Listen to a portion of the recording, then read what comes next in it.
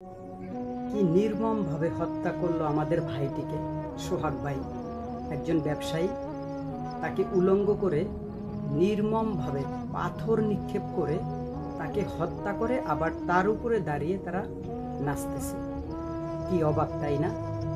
এই দেশে বসবাস করি আমরা, যেখানে মানুষের কোনো নিশ্চয়তাই নেই।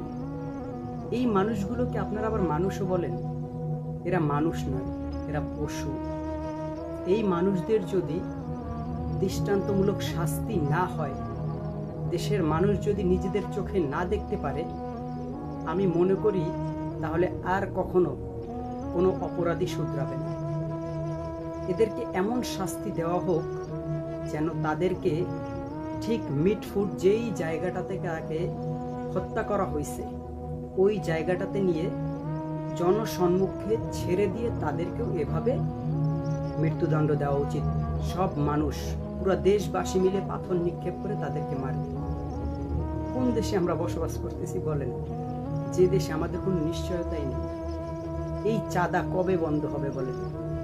কার হাতে আমরা তুলে দিতে চাই দেশ, যেখানে আমরা কখনোই বলতেই পারি না যে রাতে ঘুমালে সকালে আমি নিশ্চিন্তে বের হতে পারবো কিনা, বা রাতেই কি আমার বাসায় চাঁদাবাজ এসে আমাকে মেরে ফেলবে কিনা।